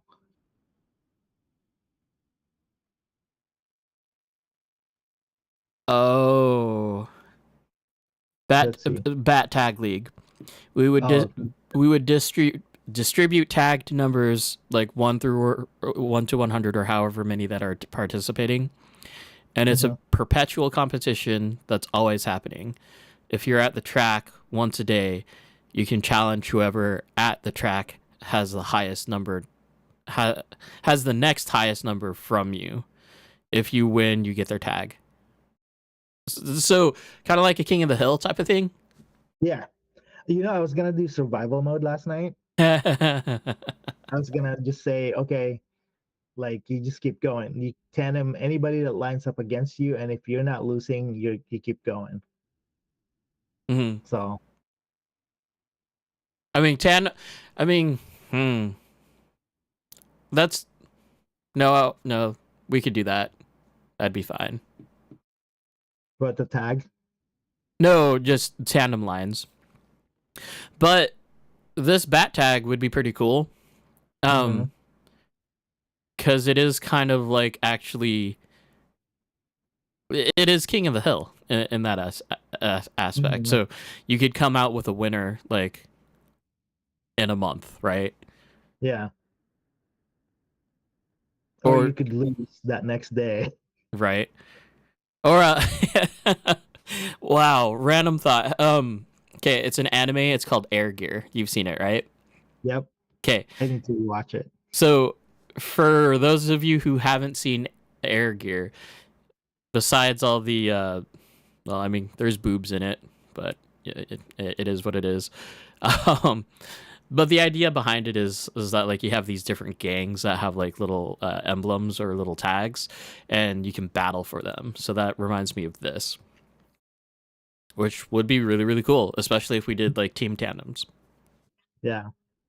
Depending on how many people show up tomorrow, I think I want to do that King of the Hill or that survival thing. Mm-hmm. But the problem that I have that I'm kind of thinking about is what happens if you win 5 consecutive tandems and then you lose one? Does that make you lose do you start over again, or because survival mode, right? You died technically. So does that mean you lose your winnings because you died once, or Wait, so survival mode for tandems, like just battle, and then win. Mm-hmm. Like say you win 5 times and then you lose number 6. Do you start over from 0? Well, so are you talking about bat tag, or are you talking about just survival mode? Survival. Because how do you find a winner if you're like, say there's 10 people, there's 9 battles for you, you win 5, you lose number 6. It depends on how many people that you have, because either way, it's gonna suck for a few people, right? Because if you say like if you're doing hardcore mode in Diablo, right? Once you're dead. Then for that person, it's probably gonna be a short night for them, because who wants to like just watch and like not drive? And honestly, depending on how many people there are. I mean, there's already people crying about the 15 minutes tandem that we did last night. Well, I think the bigger part of that, like, little tossle is the fact that he didn't know, right? Like, I bet you if he would have, like, if there would have been an event, like an invite for an event, that would have been more public instead of just being like, hey, we're going to do tandems. Like, when I walked in at like 8:30, it was like, John came up to me and he's like, are you ready for tandems? Like, and you didn't even do it. You were busy helping people. Yeah, so I get off work at 7. It's an hour and a half drive up to PDX Underground for me. And like pretty much the moment that I get into the actual like room, like I'm just already being asked to be like, hey, can you help me figure this out? Which I'm more than happy to do. I'm 100% more than happy to do any of that. So just come up and ask. The time that I do get annoyed is that if you've been in this, and I know you've been in this for like a long time, or long enough that you should know, then I get annoyed because like it's one of those things that you just like intentionally don't learn, and that's what annoys me. Yeah, I'm that guy that annoys Adam because I know it, but I'll ask him the question anyways, just cause. We had a game, Last Man Standing, using the honor system, no spin outs, no crash, no hitting walls. If you do, you're out. Last Man Standing takes pot. Yeah, snake race. We call that a snake race. Survival mode is pretty much go until you lose. Yeah, like I said, like it's the same issue with competitions. If you're not excuse me, if you're not driving, it becomes boring for you because who just wants to watch? Like honestly, I don't like it. I don't like that. It is a good thing that we have the P-tile track, so if you are eliminated from tandem battles, you can just go over there and hang out. That's at Northwest, by the way, and that at PDX for people that's getting mixed up. Mm-hmm. There's only one track at PDX. Well, I guess there's the figure 8 track, but I wouldn't call that a track. It's the noob track. Okay, so honestly, that the figure 8 needs to turn into a kidney bean. Because more times than not, you're getting cross traffic. Like intentional cross traffic is cool when you can maintain it, but when you have cars that are just going every single which way, it's hard to like actually learn. That might happen tomorrow. We'll see. We'll see what the guys are gonna do. Oh! Speaking of track changes, I did a track change today at PDX. You mean at Northwest? Oh my gosh, yes. Thank you. At Northwest. No, I magically appeared and it just changed. It's going to be different tomorrow. No. But yeah, it'll be good. It still needs some finishing touches like the homekeeping that makes the track look good. But as far as what it is right now, it's good. I think it's tandem worthy, and at the same time, I know. Well, let's just say I hope that there are no changes that are made. Yeah. Okay, so I guess the good day to go to PDX is Saturday, because no one's there except for Sam. Wow. Just a heads up. Well, guys, I work Saturdays. That's why competitions are every Sunday. Sorry. That way, Judge can make it. You made Sam sound like a complete loner. No, Sam's not a loner. He was there Friday night. Yep. Oh, that I don't know. Friday, like my only experience is on Fridays. Logan, you were there on a Sunday, yeah? Like one time? And then you did Friday nights since then? Or you still go on Saturday and Sunday? I kind of jump around. Like sometimes I'll go every Friday and Sunday. But yeah. Tinkered with my gyro for 2 hours. Okay. So, that's why the comment was Sam sent me a message about his gyro tuning, which I never replied to. Sorry, Sam. damn. Okay. Oh, when you get a chance later, can you send me a picture of the bottom of your Shark chassis deck? You have it. Not a picture from me, but you have a shark right in front of you. I know. I need a picture of your chassis deck. But why? You can just watch the video of the assembly. Oh yeah. I mean, so that's what the bottom of mine looks like. For you, is there only one screw holding in like the center channel? No, so there's 2 screws that are just black. They're offset. Okay. Yep. But I did that for a reason. Okay. because when I was putting it together, I didn't really think about it. I just kind of kept putting screws in so I can get the length before I finalized everything. Mhm. And then I forgot to switch those. That's why it's like that. So, Hmm. So Logan, honestly, like find a group of people who you can drive with and like go on one of the weekdays, like if or the weekends, if that works out for you, because you grow significantly faster when you have people to drive with. oh, he doesn't need to grow. He can drive. He was following me the whole time last time he was there that I was there, he was chasing me the whole time and he was on my doors. Okay, well then go So find he, people to drive with, because yeah. it is boring just turning laps by yourself.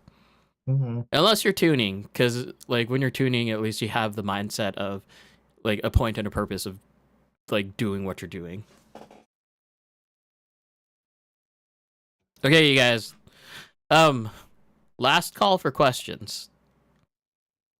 And again, just a reminder: if you do have any topic content or just things that you want to know about, uh, I guess post it in Discord now, or comment on YouTube. Um, if anything, uh, get on YouTube and say, "Hey, Adam, go check Discord," and that'll probably be a good reminder for me. Or on Facebook. Also, if you guys want to see a full like build while I'm talking to Adam, I'm taking donations for parts. Seriously, it'll be content specific. So we'll Someone build a deck from scratch right here. D5. I can do a D5. I'll do a D5 MST. Yeah, I'll even do a TTO on D, Why but would not you really. do that? I don't know, just because. No, but if you guys want to see builds, and build videos, we could do that too. So, Or even takedown. Takedown video would be cool too, because then you can like see the removal of parts and like how we clean and do that. All that fun stuff. hmm so Yeah. yeah, I gave you a shout out, Jake.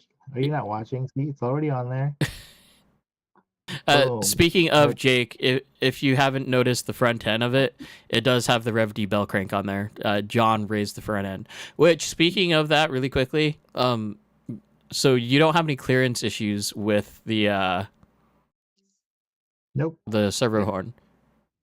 So what I did on this guy, um, I don't know if you could hang on. Let's see, it's not focusing the way I want to. Pull back. I'm trying. It's hard because I'm like looking at the screen and trying to. So you can kind of see it right here. Um, there is some purple spacers on there to raise this by like a mil or two, just so my servo clears right there. As you can see, there's a little bit of clearance. Not a lot, but there is. It clears. So Mm-hmm. yeah. Oops, it's gonna fall off. Yeah. So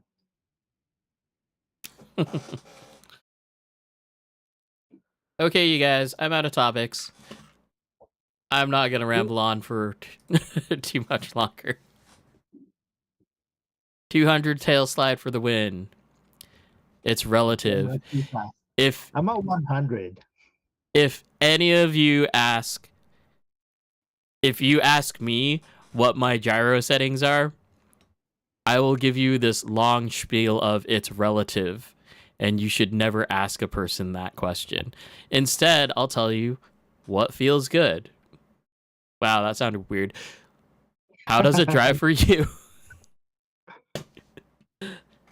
But yeah, I mean, for gyro feel, it's all about you. If it's not swinging out fast enough, or if it's not like high enough gyro gain, that's all you. Like John and I are 100% different on like our gyro settings right now. Like completely. Yep, completely different. It used to be similar because I would copy Adam's setup.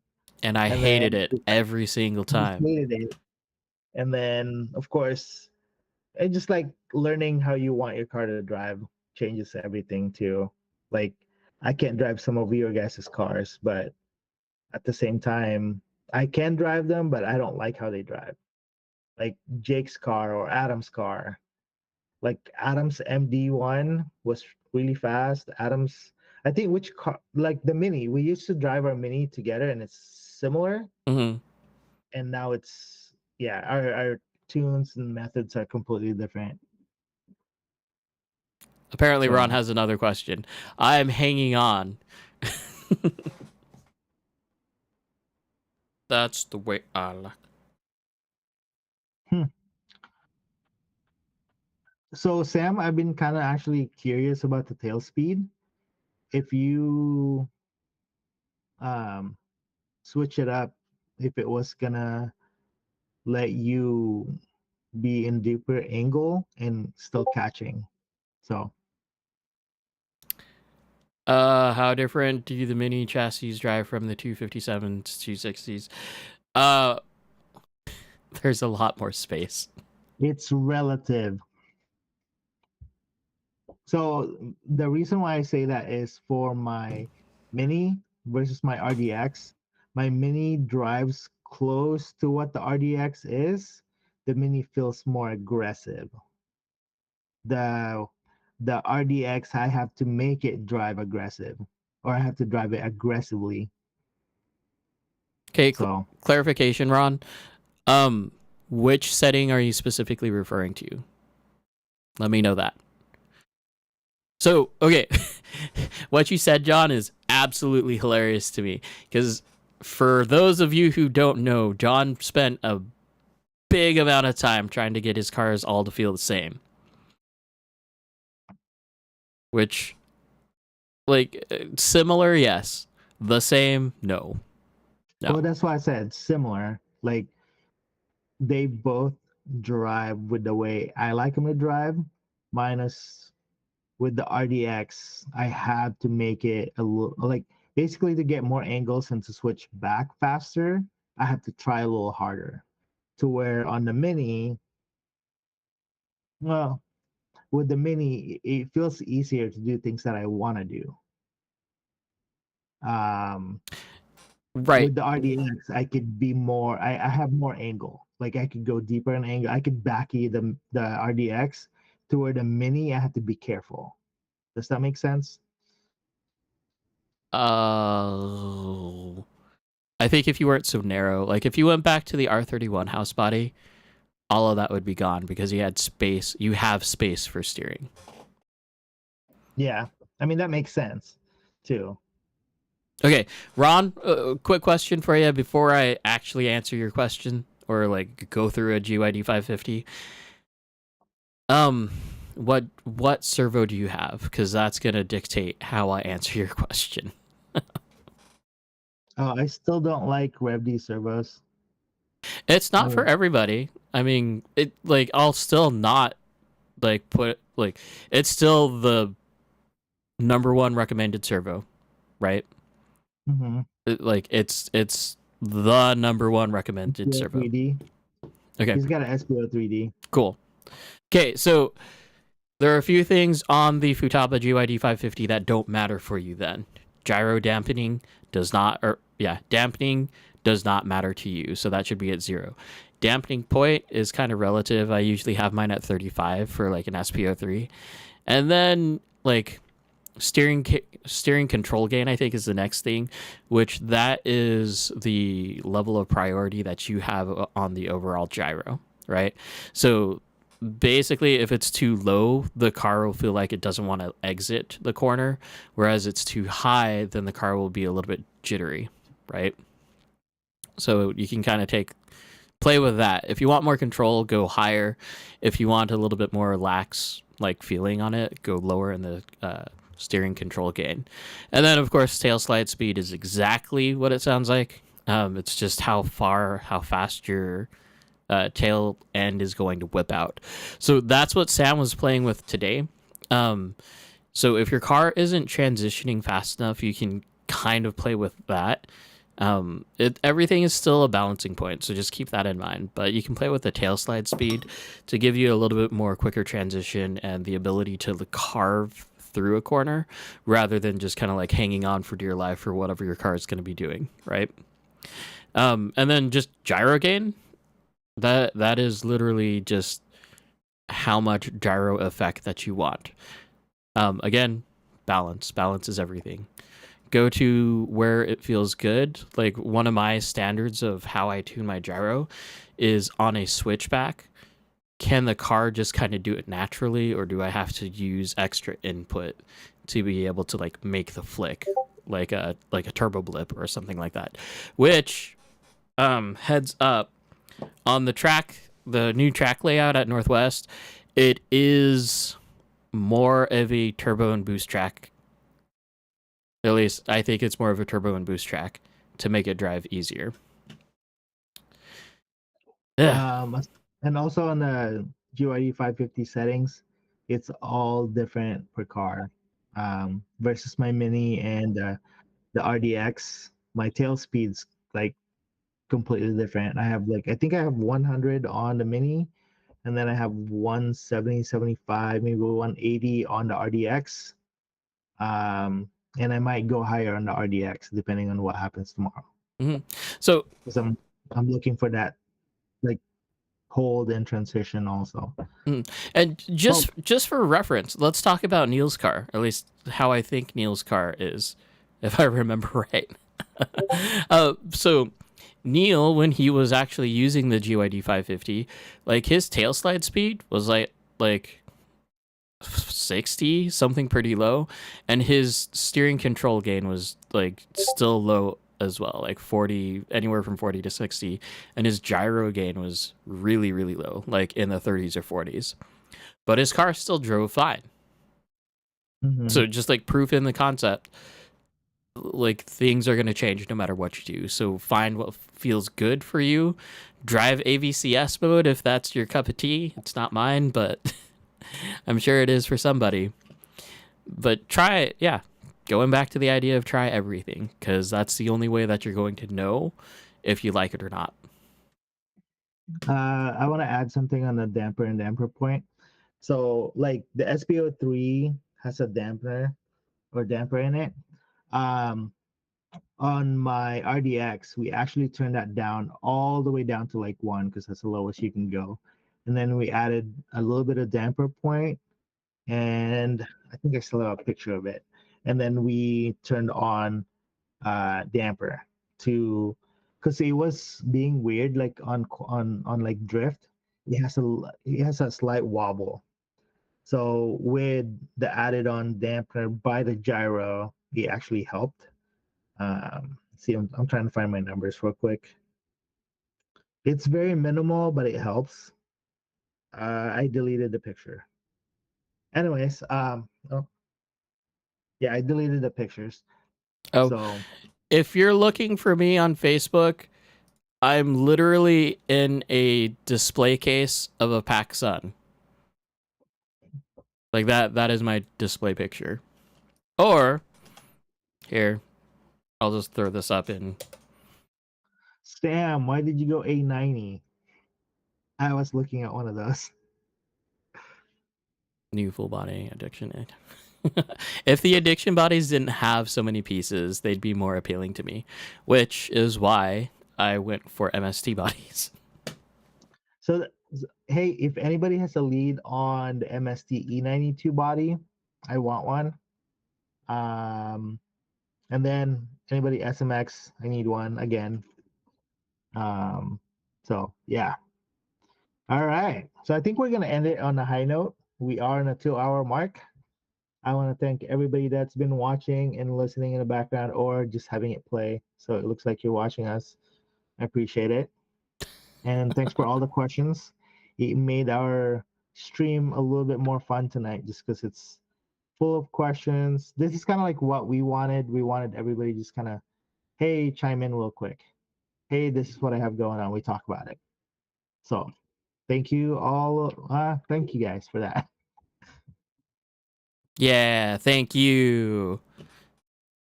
So, but yeah, and subscribe, hit like, notification. Hopefully, we get paid someday for doing this. It'd be cool. yeah, it would be cool. We'll get there. Well, we might get there. Who knows? I mean, technically, we could probably go start a Twitch and be more effective that way. Who knows? I mean, we can try. I have Twitch. I don't know if I can log in, but yeah. Oh, random thought. Would you guys be interested in seeing a kind of like just a stream session of a like Assetto Corsa drifting? Kind of like how Kami what's his actual video name? Kami. I can.